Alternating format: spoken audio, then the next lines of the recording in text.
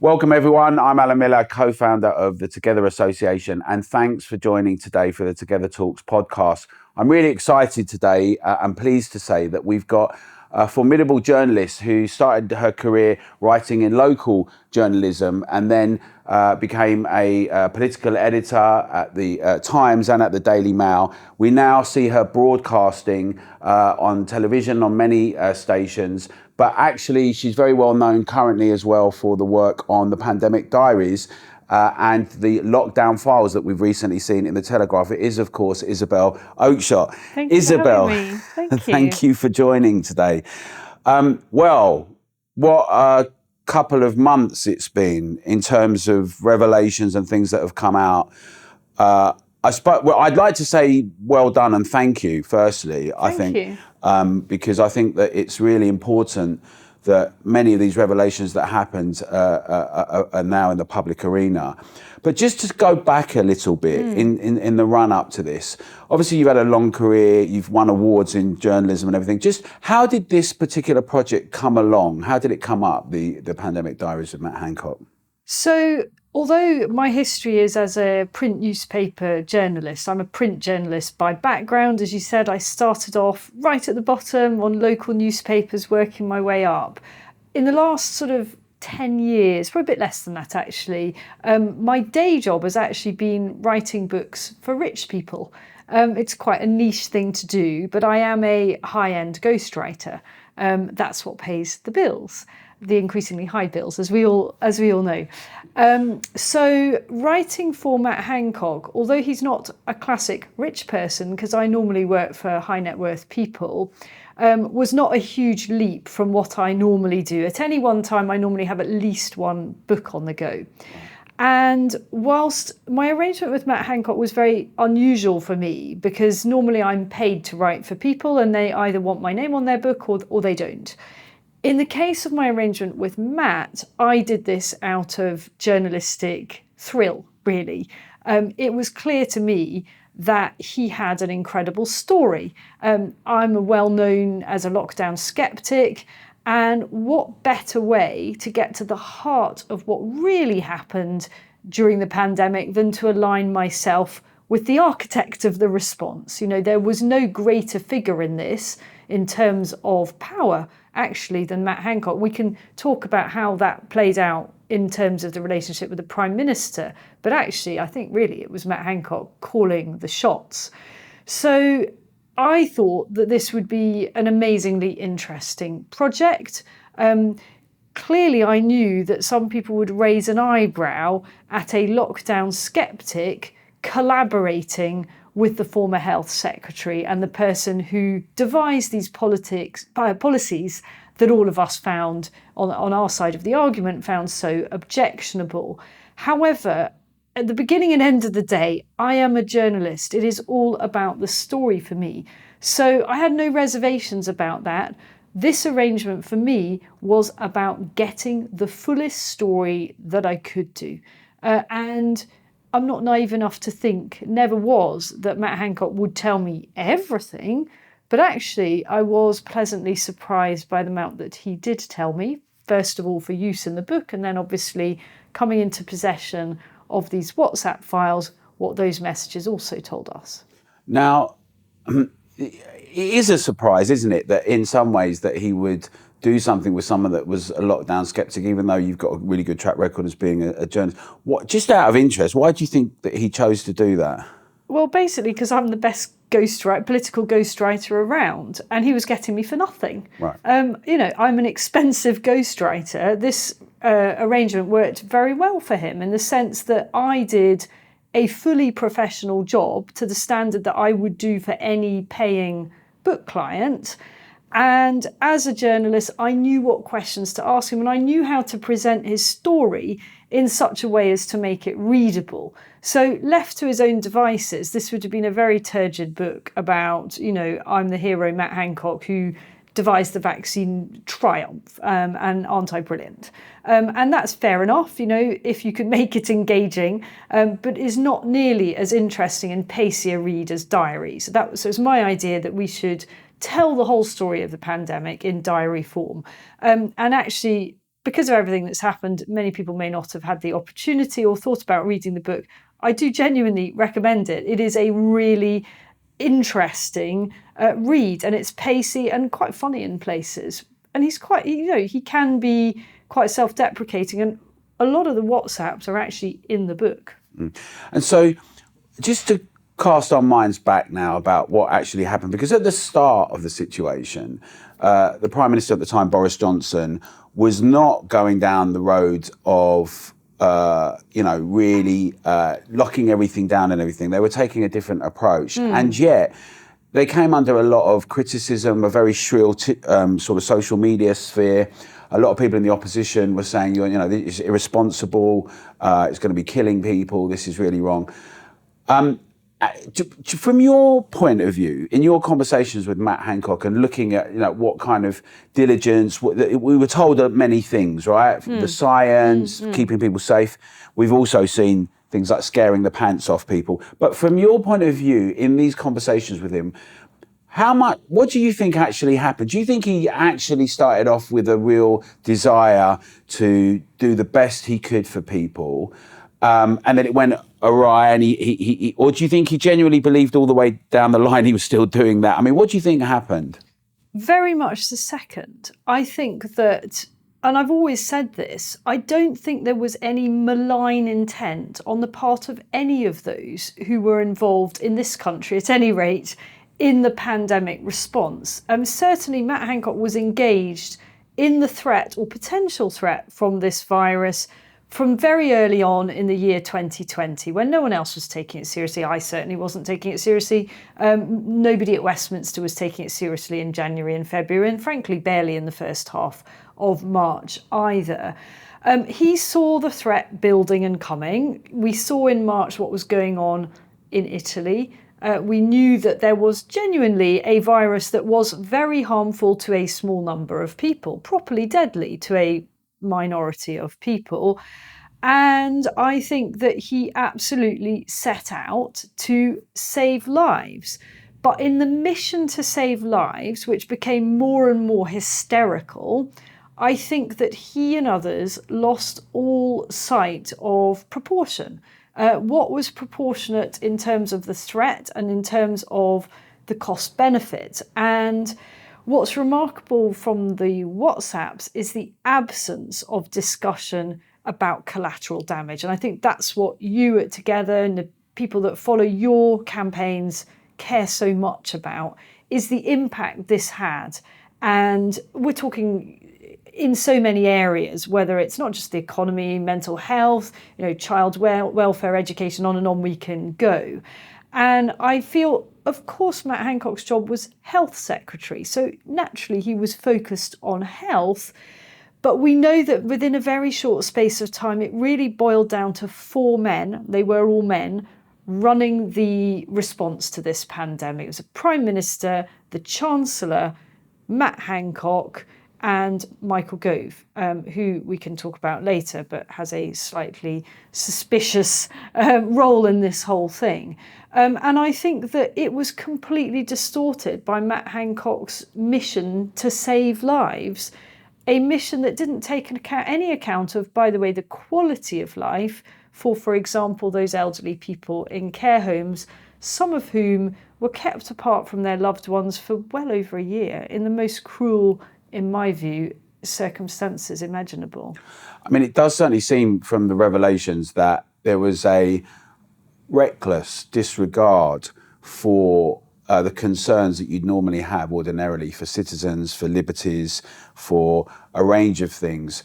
The obsession with pushing the police to get things done and to criminalise citizens, basically, in this catch-all phrase of keeping you safe. Whilst they, at the same time, were not behaving in that way, he then subsequently later said it's all about guidance, not laws. But they tried to make it very explicitly clear and to terrify people. Do you think this is something about his character, or this is something that invariably happens when people become zealous or zealot-like about something? What do you think has happened here? I think there's a bit of both, actually. I mean, there is no doubt in my mind that these people were drunk on power, and they absolutely lost sight of the fundamental principles on which we live our lives in our society, in a democratic society. I mean, there was a moment for me that I will never forget, which was the spectacle of the then Home Secretary, Priti Patel, actively encouraging people in this country to snoop and spy on their neighbours and report them for breaches of COVID regulations. I thought that was grotesque. I thought it was unbelievably unconservative, the kind of thing that if Labour had been in power and had said and done, the Tories would have been going nuts over. And for me, it was a kind of almost a watershed moment. You know, I just thought, what has my country become? You know, what kind of society are we creating here? And we know that people across the country took up this encouragement with enthusiasm. People did snoop and spy on their neighbours. An appalling thing to do. And, you know, I had it myself. You know, my partner had it. We had police turning up at the door. You know, just awful culture, an awful culture for a government to propagate. And we now know that there were other ways of doing this. You know, we saw at the time that Sweden was following a different path. And by and large, people were sufficiently frightened in this country to be pretty responsible. I don't think it was ever necessary, ever necessary to criminalise people for taking a walk in the woods or for going for a wander in the countryside. Since when did the trees ever give anybody COVID? Or for, by the way, lying on the grass. Do you remember the sight of the police going around parks saying you can't sit on the grass? Come on. Yeah. You know, sealing off park benches, closing play parks to children. And I tell you what else I think happened. I think that those who were in charge of the pandemic response, not just the 4 people, but the many people around them, the machinery of all of this in Downing Street, in the health department and the other relevant kind of hubs of the response, were actually, by the way, having a rather good time. I think it was very exciting to be in those positions of power, to be in this crisis. This is their war. This is their moment. And they were utterly overcome by their own roles in this theatrical situation in which it was life or death for some people, we now know. And I think because they were having such a thrilling time professionally, I'm not saying that they in any way took joy out of the suffering of the population, but it must have been incredibly rewarding. You know, this is what politicians live for, to be in charge. That they simply had no concept whatsoever of what the measures they were imposing felt like for those who were not in power. In fact, the least empowered people in our society. Now, it ought to have been obvious, shouldn't it? You know, after all, it's fine if you're in a leafy part of London or the suburbs with a lovely big house and all the luxuries that made these measures tolerable for their own wives, husbands and families. But what if you're in a high-rise block somewhere in Birmingham? You know, you've barely got enough room in your apartment as it is without everybody literally being corralled in there. And you've got pets and children, you know, that can't be taken out for walks or let loose in the park in any kind of normal way. You've got no money to buy in the things that might take the edges off how difficult it is. I mean, it ought to have been obvious that it would be hell, particularly for people with young children. I mean, I'm the parent of 3 children. They're a little bit older now, but I know just what it's like when children are little, how important it is to be able to build expeditions into their day, even if it's just going to the shopping centre, you know, to actually just be able to get out the house with them. People had nothing. These people had nothing, and people died as a result of this. They died of suicide, they died of addiction, and people suffered enormously. And I think all of that was completely over the heads of the people along the road from where we're sitting here in number 10 Downing Street and the Department of Health. Now, Charles Walker has said that there's a low standard, a low quality of many in the political class today, and he was furious when he was commenting on that. I wonder to what extent, because obviously some people are very smart. I mean, you know, Boris always pretends to... By the way, Matt Hancock is very smart. Yeah, they pretend. So Boris pretends to be not smart, but we want the classics, well educated. So To your point about this, it seems that there's a complete chasm between many in the political class, and this is not just Conservative, there's all colours, and their constituents and the public, and this kind of understanding of things. So at one level, right, a cost-benefit analysis would all, in Britain, we've been dominated by risk assessments in the last 15 years, almost to a point where it's made things a little bit stagnant in business. Yes. And yet, there wasn't any sense of doing this. To what extent do you think what you've just described, this sense that they don't understand what the consequences will be, they don't realise the ramifications, reflects a really wide problem, which is that those in the current political kind of mainstream have no real bearing on everyday life with everyday people, no real relationship, and not accountable properly in many ways? So I'm a little bit more positive about the quality of a lot of our politicians than perhaps you are, particularly in, which probably wouldn't be difficult, particularly in the most deprived constituencies. I think good MPs in those areas are fully aware of how difficult life is for voters in their patch, as it were. But I think a number of things went on that kind of got in the way of that during the pandemic. So first of all, MPs weren't going about their normal business. There was no normal business to go about. You weren't having surgeries as an MP. You weren't walking around the streets of your constituency. You weren't holding the meetings that you normally would have face to face.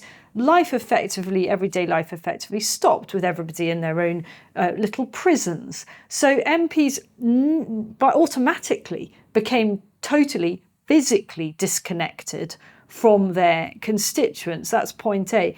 Point B is that even if they had worked it out, this wasn't difficult, that their constituents in deprived areas were probably having a pretty bad time, they had neither the real means, a lot of the time, to affect any change on their policy response, or perhaps the will to do so. Taking those two things in turn, they didn't have the means to change the government response, initially at least, because the government just rushed through emergency legislation and everybody was frightened. And so that was quite easy to do for the government. As time went on, MPs could have objected and voted against emergency coronavirus legislation, and in my view, absolutely should have. And a small number of brave MPs did do that. But those others, the majority, first of all, were not privy to the full amount of evidence on any level. They didn't feel that they were scientific experts. They didn't feel that they were medics, and they hadn't been shown any evidence about the collateral damage to the economy. So they didn't feel intellectually empowered to challenge this. And secondly, I think they were frightened. What about the backlash politically if you're seen to be the MP that, wants to let the virus rip? That ridiculous phrase, which was entirely designed to smear anybody who questioned the responses as somehow callously promoting a policy under which people would just be allowed to die. I mean, it is why we were formed as a campaigning group, actually, to put pressure. But one does wonder what it will take to get MPs to actually stand also, and also what happens to the opposition within all of this. But we can come back to that. One of the issues that keeps coming up as a question our audience is really interested in is part of the overall backdrop is Midazolam. It doesn't get mentioned that much, and I don't know how much you know about it, but with Matt Hancock sort of encouraging that, and also some of the do not resuscitate instructions, or the way elderly were actually being handled. Now, we know that on the one hand, people were put back into homes from hospitals. So that was the opposite of, for instance, what people like Sunetra Gupta and others were advising, shielded protection. But in addition to that, some concerning and alarming things around, do not resuscitate and Midazolam, which haven't stopped necessarily after that as well. There's kind of discussions about how elderly are treated in care in the NHS still in that way. But do you know much about that? Have you got any thoughts? So for me, alarm bells go off very loudly when people mention Midazolam. I'm going to say up front that it is not something I have looked into particularly, and I've been quite put off looking into it by some of the characters that are peddling the Midazolam theories. So I'm under a lot of pressure on Twitter from people that I don't think have a particularly rational view of some aspects of the pandemic response. And some of those individuals seem to be suggesting that there was a systematic policy of euthanizing old people in this country in a way that isn't just about, easing their final moments because they were about to die anyway, but it was in some way calculated to diminish the elderly population. I'm never going to believe that. And the more that they push it, the less inclined I am to look into it. However, it is on my to-do list to try to get to the bottom of what it is about Midazolam that has concerned so many observers. It is a minority of people who know about this and have got exercised by it. I do want to get more informed by it, but nothing will ever convince me that there was some kind of conspiracy on the part of our government to reduce the elderly population by euthanizing them. That, to me, is a nonsense. And how much, in terms of your interactions and how you see the landscape now, from what has happened in these revelations that have come out, how much do you think that has connected with a discussion about the harms that have imposed, the things that should not have been done? Firstly, what the consequences are. Like we've been saying, the cost of living, cost of lockdown crisis, inflationary measures, impacts and harms.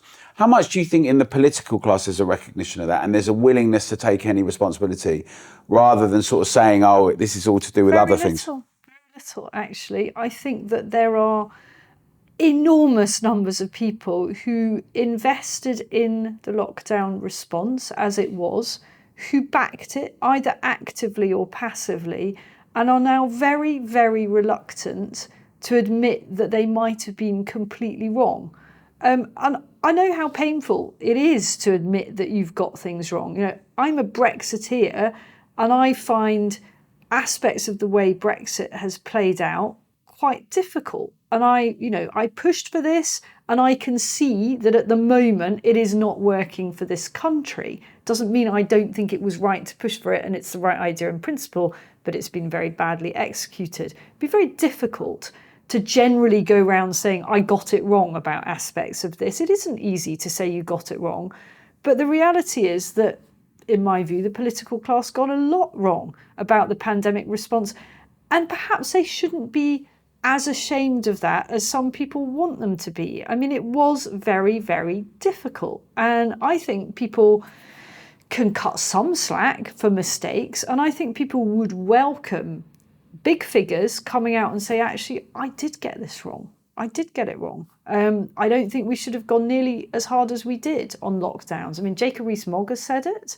A number of others have said it. Actually, in the very early days of the lockdown files revelation, Rachel Johnson came out and said she thought that lockdowns were an absolute disaster, a catastrophe. She talked of her unquenchable rage at some of the measures her own brother took. I thought that was pretty brave, actually, although, of course, we all wish that she would have said it at the time. Yeah. But I appreciate that would have been very difficult family-wise. I mean, it does help when people say they got it wrong, if only in the context maybe to address it and also how not to do it again, because there's a big conversation about what's coming down the pipeline. We're at a permanent state of emergency and crisis, it seems, all the time. We've come out of one. This was meant to be once in a generation thing. Yeah. Now we've got questions around the environment. But I suppose I want to, that raises the question about other things as well, like the World Health Organization and the pandemic strategy that we threw away here. Now amendments happening there and its relationship here. But just, I wanted just to ask, I mean, there was a lot of blowback when you originally did, when you did a podcast. I came on one of them with James Melville that you did. Actually, was really good with Mitch on money and the economy and everything. But when you had Matt Hancock there, and I just think people thought maybe it was a puff piece or something, and you weren't, and that was just how you were going to do it. Was that part of a strategy that you were not really asking very terribly difficult questions about the lockdown because you had this plan? Was that all part of your idea? So just to be clear, I never set out to trap Matt Hancock. I set out to get as close as I could to the truth of what happened. And I think I achieved that. Having him on the podcast was all part of building the relationship with Matt Hancock. The more you've built a relationship with someone, the more they're going to tell you. It's fairly obvious. And nobody who looked up who I am and what I do should have taken anything at face value about that podcast. I'm a journalist. I'm a story getter.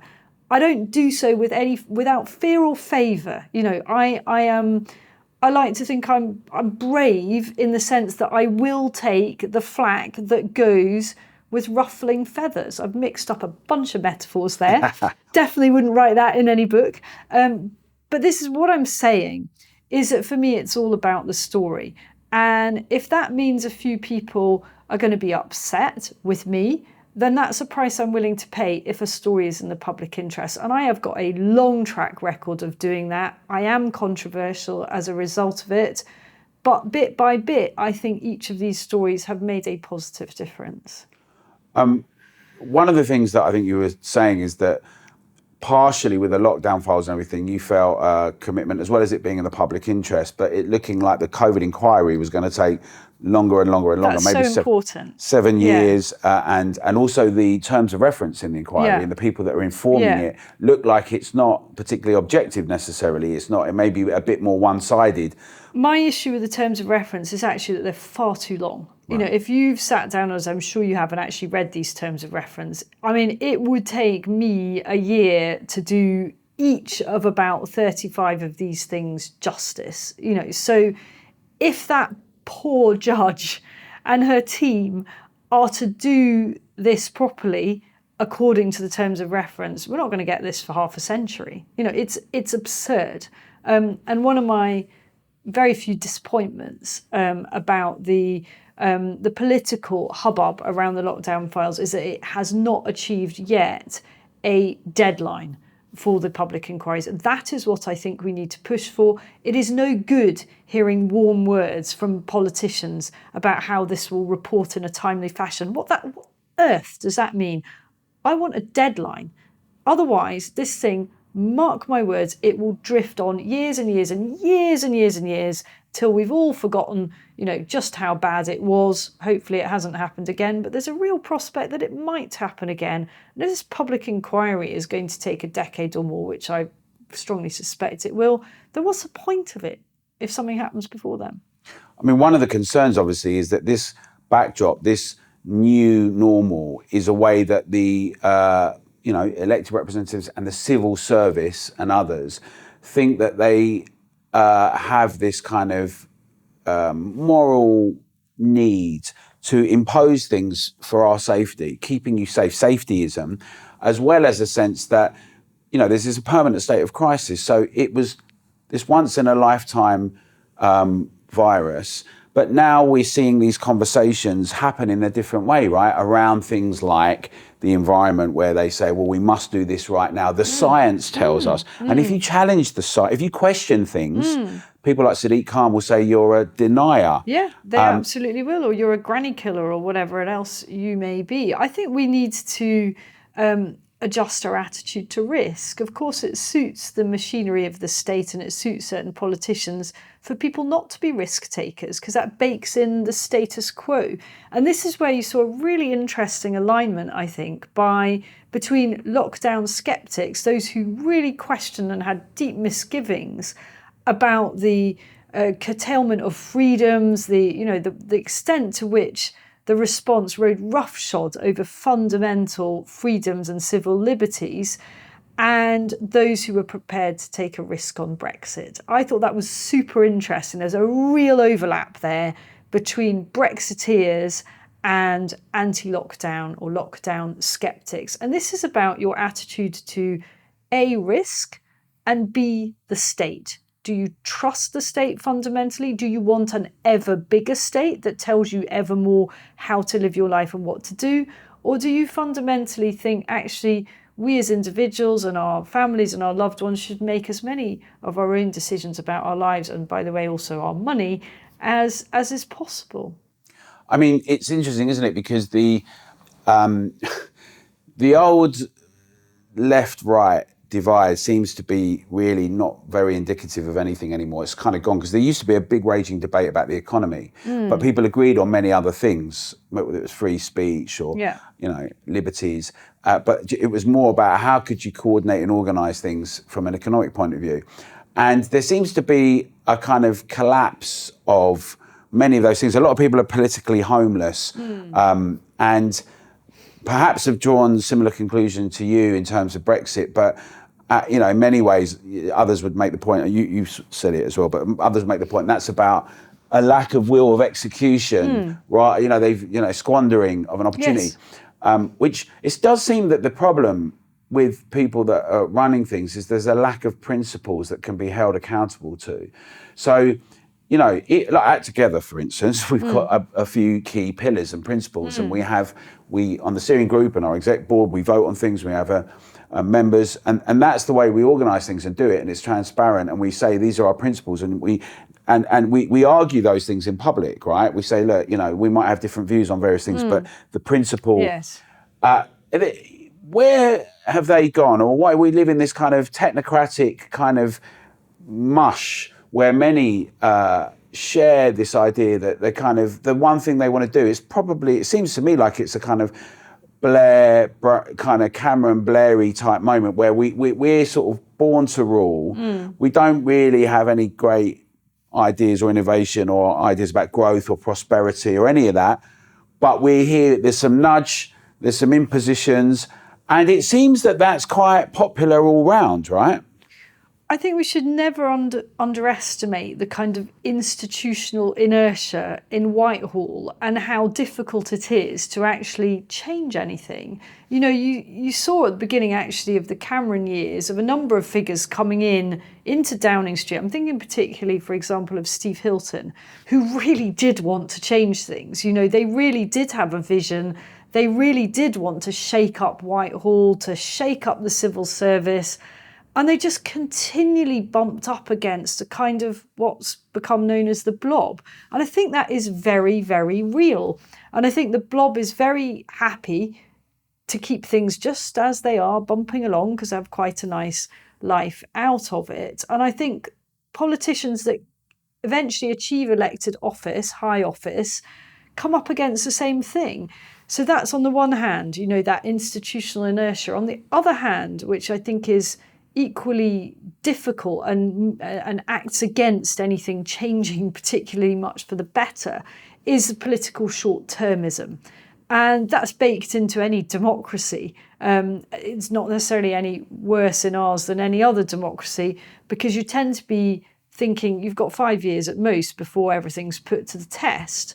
Look at a place like China. I don't for a minute wish to be in China, but they think in terms of 100 years, because don't have to worry about being elected. But more benignly, look at, for example, the United Arab Emirates and how quickly and easily things get done in a benign dictatorship, because once the regime has decided they're going to build a nuclear power station, just bloody get on and build it.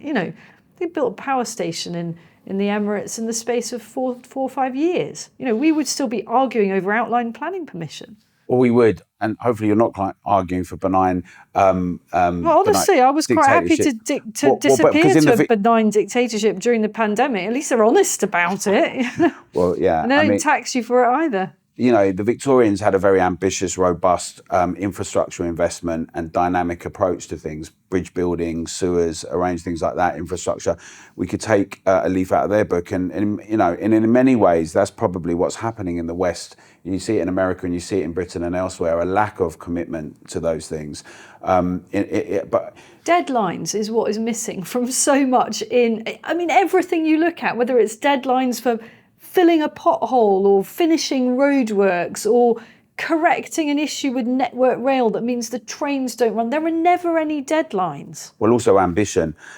But I wonder, some people say there needs to be accountability beyond just having been in the public realm embarrassed or humiliated. Okay. So, there's things like the Nolan principles and others, but what's your view on prosecution of someone like Matt Hancock and the others in the cabinet, or any other consequences beyond just being humiliated? So I don't actually like the thought of going down that route, and I know many of your supporters will feel very differently about that. There was a moment when it first emerged that I had co-written Matt Hancock's book, that somebody who I respect greatly, who's very much on the side of our argument, very much a lockdown skeptic, said in a WhatsApp group that I'm part of that they wanted Matt Hancock to be hanged.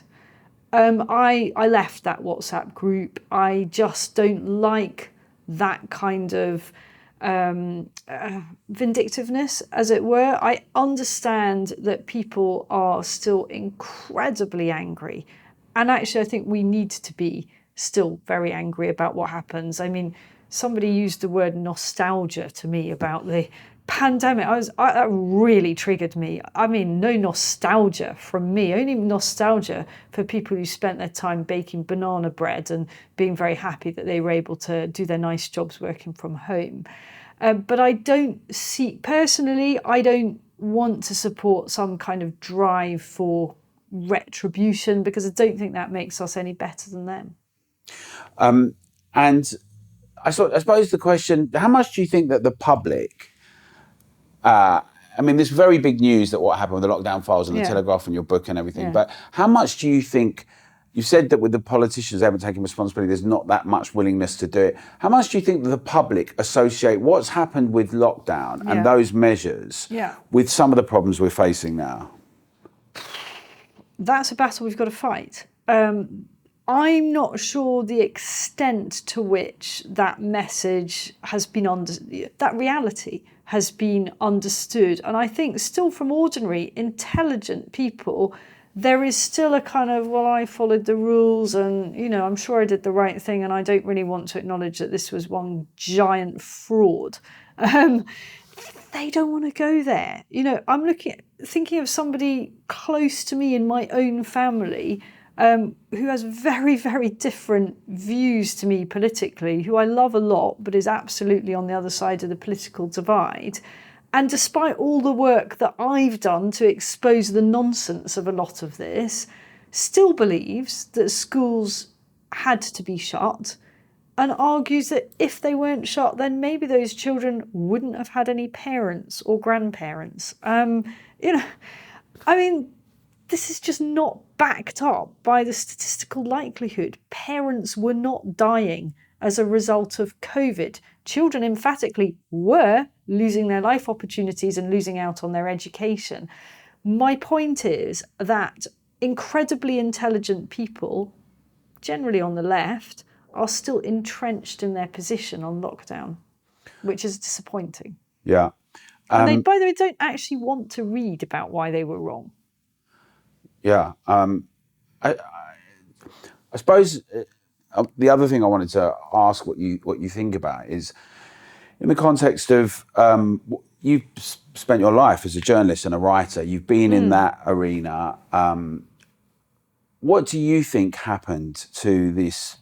The idea of journalism with the diligence of journalistic standards and in the pursuit of the truth and objective overview and critical engagement and questioning. It seemed to me that when I was watching those daily warlike news press releases, the only thing journalists that were invited asked was why they weren't going far enough. And I'll tell you why that is. It's not because those journalists aren't smart. It's the first thing to understand about what political journalists generally want is that their agenda is only for maximum anarchy. They just want the worst possible story or the greatest political chaos. There's nothing more than that. What makes the most exciting story? It's more lockdown. It's not that everything's going to be okay, guys. That's not going to get you on the front page. Isn't the most exciting thing to stand up and say, actually, if you look at the fatality rate and you look at what's going on. It's far too detailed, Alan. They're not interested. You guys are actually damaging the whole of society, No. and this is an aberration. No, Can you answer that, please? Because political journalists are not campaigners. They're just generally. I mean, but it would be a fair question, wouldn't it? Why are we doing something that only China's done that's unprecedented? Well, and some people were asking those questions. Honourable mention here for Julia Hartley-Brewer, Mike Graham, day in, day out, pushing those questions. But in general, the lobby, which is that elite group of political journalists who have what's called a lobby pass that enables them to float around the corridors of power. Quite literally, that is your access to the Palace of Westminster, also gets you into Downing Street. They generally hunt as a pack, and they just want the hardest, the most negative, the most headline grabbing story. I get it. I was that. I do that too. I did that too. Do you not? I mean, obviously, we've seen some of those things. There's a range of things that have happened in the last 3 decades, really, but last 20 years particularly. The obsession with celebrity, the lack of sort of funding of deep investigative projects, all of that's happened both in broadsheet journalism and in broadcast. But it was just striking to me that aside from Talk TV and GB News, then later when they came, and 1 or 2 journalists, that there was no one that was willing or able to do it. And some people have backtracked from it a little bit now. Piers Morgan has, by the way, honourably, and a lot of your supporters will have very negative things to say, if I can put it diplomatically, about Piers, but he has now admitted he got it wrong in terms of his response as a journalist, that he exhibited a dereliction of duty to be critical. The first sort of fundamental position of a journalist should be to be sceptical. But I think there's another thing to be conscious of in terms of the collective response of the media. Who was the single biggest advertiser in newspapers, in particular during the pandemic? So it was the government. Yeah. So do you think the government? I mean, look, their advertising fell away. Newspapers now, their revenue basis is advertising. Well, what advertising was there apart from supermarkets? Just about. I mean, no advertising for holidays, cruises, luxury goods. You couldn't go shopping anyway. So is that what's happened to journalism? Has it become like a soap? It's being put on to sell detergent. I mean, is that the pursuit of the truth that people scoff at now? Many go, because many people are really cynical and distrustful of everything. Yeah. It's like the Truman Show. And then you've got a lot of very bright people that are doing things out there, and yet no one seems to be able to call out something that is quite obvious to some people who aren't necessarily highly educated, but they can. So is that what we've got now? Because surely that needs a massive shake-up. I think we shouldn't get too gloomy about this. And I think on a positive note, our journalistic class, our press, is probably still among the most fearsome in the world, actually. I mean, we really do hold politicians to account. If we can set aside the response to the pandemic, in general, we don't allow for corruption, not a bit of it. The tiniest things. Look at the journalistic response to the parties in Downing Street, which a lot of people have thought, why are journalists so obsessed about a birthday cake or a few people having a glass of wine after work? The press here just went on and on and on and on about that. That is not the mark of a kind of subservient media in general. And I also think that investigative journalism is still alive. And one of the wonderful things about the Telegraph expose was a level of resources they put into it. And I've been a journalist for 20 years, and during the course of that time, investigative journalism has suffered massively because it's, by its very nature, speculative. You can put a lot of resources into following up a tip, and it all comes to nothing. And papers these days, few papers actually have the financial backup to do that. And so investigative teams have diminished, they've whittled down, and there are not many papers that really do this stuff anymore. The Telegraph put 8 of its best people on the lockdown files for 2 months, full time. And towards the end, as the investigation gathered pace, there are about 20 people on that project. That is phenomenal for a newspaper now. And I don't think anywhere in the world you'd find an organisation that would do that better. I agree with you there, definitely.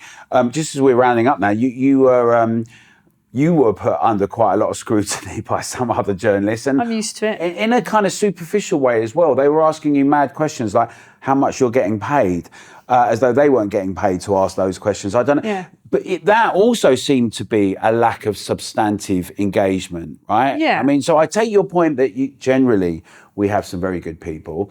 Although you could make the point, what we've said about Downing Street and the obsession about that is that had a political angle. There were some people particularly that wanted to pursue that in a certain way for whatever reason. But you were asked some really bizarre questions, which has happened before as well when you've done books and things like that. So how do you deal with that when that happens? So I've given this quite a lot of thought, as you can imagine, because I was genuinely taken aback to be confronted in the ludicrously theatrical way that somebody who works for the same overall organisation as I do did. I'm thinking specifically of the so-called interview by Cathy Newman on Times Radio, in which her initial set of questions was all about what kind of contract I'm on and why I'd chosen to give this information to one paper, not another, rather than the substance of it. I mean, I think that actually symbolised the complete and utter dereliction of duty of journalists in general. And I really don't want to go down the route of criticising my colleagues. It's just not something that I think is any good can come of. But I think that her response in that particular instance symbolised her own failure to ask the right questions during the time. I mean, if when presented with this spectacular expose of government inside information, the best you can do is ask the journalist how much she earns, doesn't really say a lot for your journalistic abilities, does it? So apparently Matt Hancock has threatened you. I'm not sure if that's legally or whatever.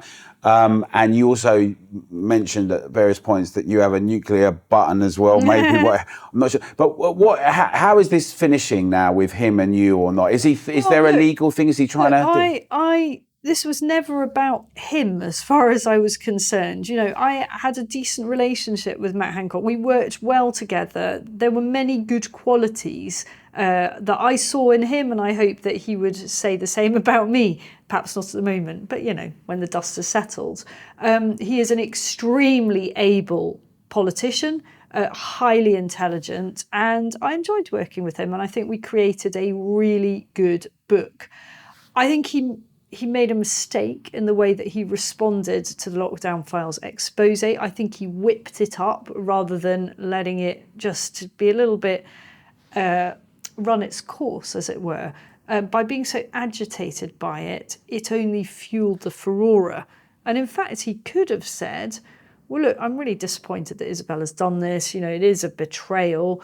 But look, I've got nothing to hide. You know, yeah, some of these WhatsApps are a bit, you know, the language is a bit colourful or whatever. But, you know, this is how it is when you're talking to people you know well in the heat of the moment. And by the way, quite a lot of this is in the book anyway. And if you want the full context, read my book. But instead he got all angry and, you know, went off the dial and, you know, threatened legal repercussions and so on. I'm pretty relaxed about that, actually. But I think he kind of shot himself in the foot by whipping it up. More mixed metaphors. God, I'm losing my touch here. Well, we've come to time, but we'd very much like to do some more with you, Isabel. So hopefully you'll come back another time, and maybe we can do an event together, because it would be great to engage with you in a public. And I think there's a lot in the WhatsApps. You know, 2.3 million words. The Telegraph did a phenomenal job, but there's so much more to say about what's in there. You know, there's certain areas that Telegraph readers may be less interested in, but some of your supporters will be more interested in. You know, that is an enormously rich resource. And I'm planning on an event with Toby Young fairly soon in, I think it's the 10th of June, where we'll talk about the Lockdown Files, and hopefully I'll make it revelatory so people can get tickets for that. And I hope it'll be a really fun evening. And then, you know, at some point perhaps you and I could do something. I feel that I'm not letting this go. That's what I'm saying, because there is so much more to say, and I want to tell many, many more stories.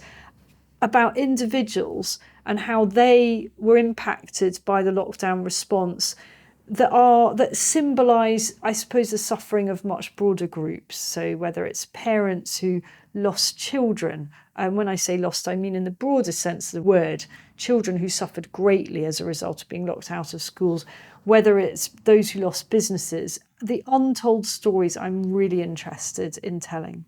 Well, we'd love to talk much more about all of those things. And even when we disagree about certain things, because I'd be even harsher on Matt Hancock, and many of our viewers and supporters would be too. That's why together we think that there needs to be a significant change. Many people are politically homeless. We think the public should be at the heart of things, and we don't think currently that people that are representing are actually doing that. I want to thank Isabel for joining us today. If you liked what you saw today, please join us as a member. You can do that. It's very easy. You go to togetherdeclaration.org. That's how we carry on campaigning. It's through support of our members and signatories. We have a lot of big plans in the pipeline coming down the line, as you know. We are campaigning against ULEZ with many people in London and outside London, against many of the 15-minute cities and 20-minute neighbourhoods, so-called, and low-traffic neighbourhoods where we've got our hubs up and down the country and people are campaigning together. So as we go from lockdown to all sorts of other impositions and measures and restrictions without any cost-benefit analysis and discussions, we invite as many of you to get involved, get your colleagues, friends, neighbours, all involved with us together, and I'll see you again very soon. Thank you.